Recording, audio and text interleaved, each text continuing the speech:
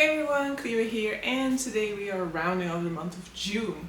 Month of June started super slow for me because I was on holiday in London and I was doing a lot of walking, a lot of sightseeing and not a lot of reading. When we got to the hotel, a lot of times we would get to the hotel in the early afternoon, go back out to have dinner, and so it's not like we didn't have time in the evenings, but whenever we did get back to the hotel, we would just very often just fall asleep because we were just so exhausted from all that walking, and definitely my back was killing me by the end of the trip.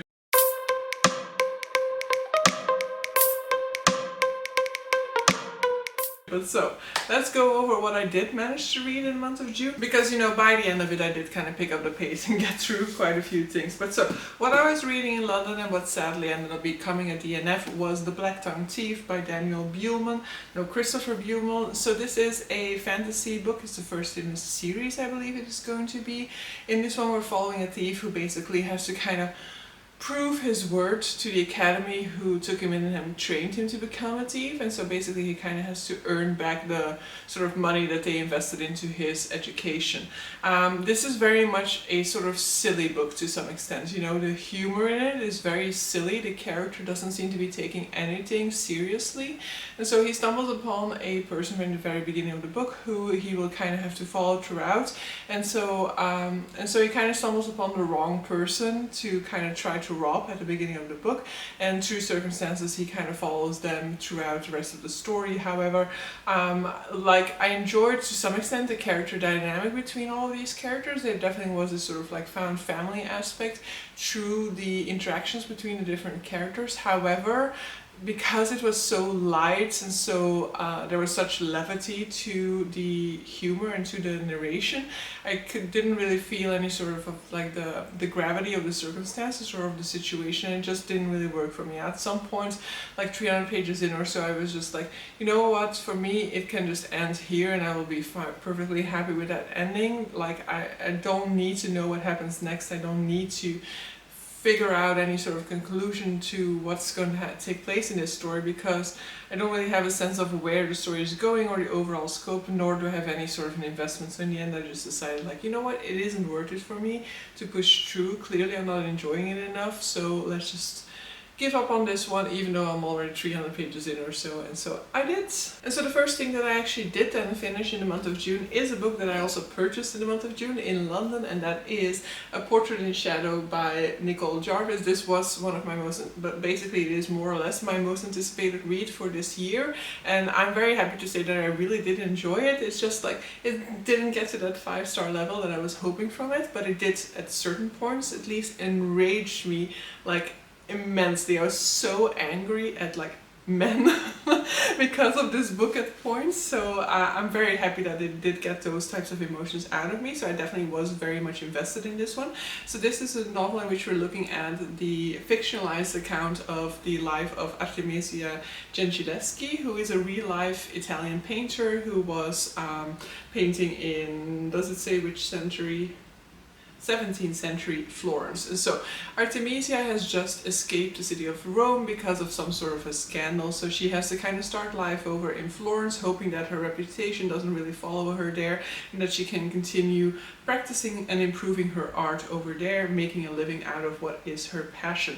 However, being a female painter, definitely in the 17th century, is not a given, and so she's stumbling across a lot of prejudice and a lot of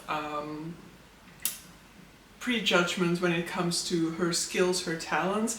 A lot of the guys who are at the elite of the academia don't really seem to want to take her seriously or want to accept the fact that she has talent. They basically kind of see her as this sort of fluke and as this sort of mockery of what their sacred art is. Now in this world, magic is also involved in the creation of paintings. You can make paintings without having magical powers. However, most of the elite painters and most of the people who are part of the academia, for example, are people who can imbue magic into their painting. And the magic that they imbue into their paintings are healing magic. So basically when people have certain ailments, or just in order for them to keep up their health in general, they will commission a painting, and then the painter will kind of make it so that their healing magic is imbued into the painting and targeted specifically towards the person commissioning the piece. I really enjoyed this look at 17th century Florence to begin with. I've been to Florence, so it was very nice to kind of get a visual of the city in my head while reading through it. I really enjoyed this sort of like painting magic that was being involved in it, and the sort of like female rage that runs throughout this one, because the sort of rumor or like the reputation that she is fleeing from in Rome is a reputation that she has gained for being part of a rape trial. And so the aftermath of that trial, the memories of what has happened to her, the current treatment of her and her talents in the city of Florence, all of that come together to give you a nice sense of female rage throughout this, and that definitely accumulated throughout a lot of the book. However, then in the end I kind of lost some of that female rage, and I kind of feel like the resolution here, or like the way in which I don't know, I feel like we got a little bit too much of a targeted enemy, whereas I would have loved for it to just be about the systemic oppression of women at that point in time, and about bringing down the system rather than kind of taking down this one individual mainly. But so, I really enjoyed this one a whole lot. I do know that there's another book by Nicole Jarvis out there which is called The Lights of Prague or something like that, and I will definitely be picking that one up as well now, because I definitely enjoyed the writing style in this one a lot as well. Then next up I finished Secret Project number 2 by Brandon Sanderson, so I'm gonna keep things a little bit vague about this one just in case somebody's still like wanting to keep everything a secret when it comes to that book. But I didn't enjoy this one a whole ton. I knew from the beginning when I found out the title for this one that probably I wasn't gonna like it, because this one has one of those titles that just implies it to be a light, fun, silly type of tone, and that is exactly what it turned out to be. So yeah, I didn't enjoy it because it reminded me a lot of what I didn't like about the Black Tongue Thief, and having just DNF'd that one, it made it a little bit more like, ugh, now I get another book like this. I should have probably just put it down, but I really wanted to finish it in June, so I didn't end up doing so, and I ended up really going through until the end, but it didn't really pan out for me towards the end. There are definitely some moments in which there is some like life lessons being learned and stuff like that, so the character does sometimes, you know, like come to sort of conclusions or grow throughout the novel. It isn't like he's taking everything light the entire time, but still the tone of this one just doesn't really work for me all that well. Next thing I finished is one that I'm just like really conflicted about. That is The Witch King by Martha Wells. So I was really excited about this one, and beautiful Illumicrate edition by the way. And I'm conflicted about this one because I really did struggle with this one quite a bit. And while there are things about it that I really enjoy, like the world is really interesting, for example, and I definitely enjoyed the characters, but I didn't have any sort of like emotional connection to these characters that made me kind of like absolutely root for them or be devastated if something happens that like wasn't working all that well. And the main issue is that while I enjoyed a lot of aspects about this world building, I don't get a lot of it. There are a lot of elements that like they would use a word and I would be like, yeah, but what does that mean? What is this word? What is this in this context or in this world or just in general? I have never heard of this word. What is this? And that really bothered me basically, because as I wasn't really invested in the characters, it just made it more exasperating, I guess, to then also not really fully understand the world of it. So I think this one is going to be like a 2 or a 3 star for me as a result. But I really would have loved to like it, and there definitely are scenes in this that I found really interesting, and the further we got towards the end, then we got to at some point to like, I don't even remember what it's called, something like the hallowed grounds or whatever, something like that.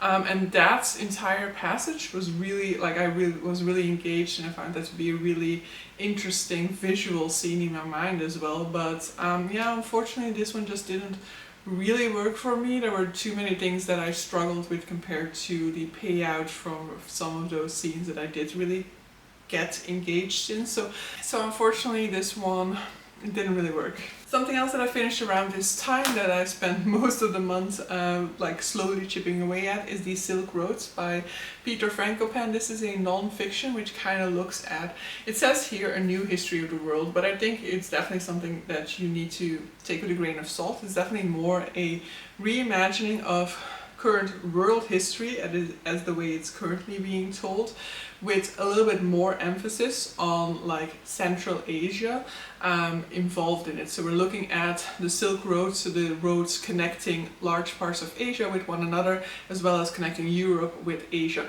And so we're looking at world history again from that perspective. And so a lot more of Asian history is ingrained or integrated into this accounting of world history, and especially somewhere around the beginning, I think there's a lot of stuff about Asian history and about how like the center of power at that point in time was in Asia rather than in Europe.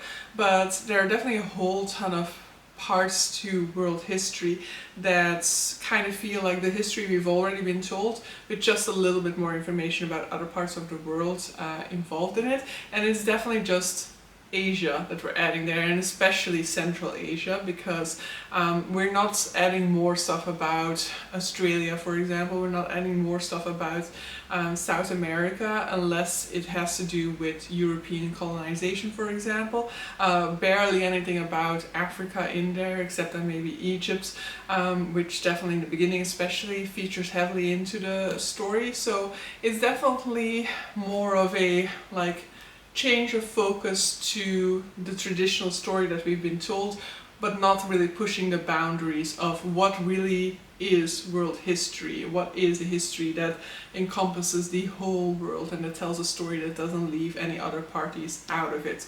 I did find it interesting while I was going through it, but I was also listening to it and I didn't really retain as much as maybe I would like to. Do I feel like whether I do that audibly or physically, I don't think that history facts as they're presented in en masse in this type of book are things that will easily stick with me. But I definitely enjoyed that sort of like experience of kind of having world history retold to me and kind of thinking about the way in which I've known these events, you know, the way in which these events have been taught to me, and kind of the more nuances that this one will kind of highlight throughout it. So it is interesting. It's not worldview shattering or anything like that. You're not gonna step away from this book thinking like, whoa, I've been lied to my entire time about what world history is. This is mainly gonna be telling that exact same story more or less, just with some added emphasis on, for example, the impact of the oil discoveries in the Middle East on world history. It's definitely already there in the way in which we were taught that in high school, but it definitely kind of starts that story a lot earlier than when we kind of saw it in high school, at least. But mind you, I also am already out of high school for probably like 15 years or maybe even more, so maybe by now they're doing a better job with that in any case. But so I am happy I read it, but so yeah, my time with that book was not a total waste, but it also wasn't as much as I would have hoped for it to be. And I'm hoping that my other book that I have on my shelves by Peter Frankopan is going to be a little bit more like worthy of it. Especially what I also kind of felt with this one is that it lacked some sort of a cohesion, especially in the early chapters. It was more difficult for me to kind of follow along to the earlier chapters because that's part of the history of Central Asia. I don't really know all that well, and so I don't really know who the players are there, all of the names of the different sort of like empires of that time. I don't really know how big their scope is, for example, at that point in time. And I just felt like he was kind of moving through different of these parts and where they were and what their role was in history at that point in time, without really me being able to kind of understand like what the main narrative there was, you know, without understanding like the red threads we call it in like in Dutch. I don't know whether that's the same in English, like without really understanding like what the point, not really the point, but you know, like the central narrative there was. It just felt like he was just like mentioning stuff here and there, and I didn't really see what direction these facts were leading towards, or like what he was focusing in on in telling that part. So yeah, I'm hoping that with his other work I find it to be much more structured, much more easier to kind of follow his arguments within the chapter. And then I think I still finished something else, right? But I didn't finish much this month, but I think I only talked about 4 books now, and there's supposed to be a 5th book as well. So yeah, the final thing that I finished is Of Blood and Fire by Ryan Cahill, which in principle is the biggest success, I guess, in this month. No, not really. Aside from A Portrait in Shadow, this would be the biggest success in the month, but it's also one that I'm gonna end up just giving like a 3.5 star. We are following a kind of group of boys in this town in the south, I believe, of this world, who are at the cusp of kind of becoming men. They're about to do this sort of like ritual, let's call it. They're about to be tested out in the woods for their survival skills, and when they make it out they will be kind of like branded men. However, during this test a few unexpected things happen, among which a sighting of an enemy that has not been seen in a very long time, which sparks some concern about the future of this town. The thing that it has going for itself is that it's super easy to read, it's fast, so I don't know how long this has been off, and I don't know how well you've been hearing me for this entire clip, but so if need be, I guess I'll have to refilm part of it. With A Blood and Fire, A Blood and Fire, the final thing that I finished in the month was really quite a pleasant experience. I enjoyed it a lot. I was flying through this one. I ended up listening to the audiobook, which I was able to put at like 2 times speed or something like that, so that I was really flying through it and reading like incredible amount of pages compared to my regular reading pace. But ultimately, this book doesn't really do anything special to me. It's a fun story, it's a quick, easy read, it's a fun adventure. I don't have any issues with the pacing, the characters, or anything like that. The only thing that it has going against it is the fact that I didn't find any point in the book in which I went like, oh, that's interesting, or like in which I felt like he was doing something interesting with the character development, interesting with the world, interesting in terms of like the plot taking a direction that you don't really expect.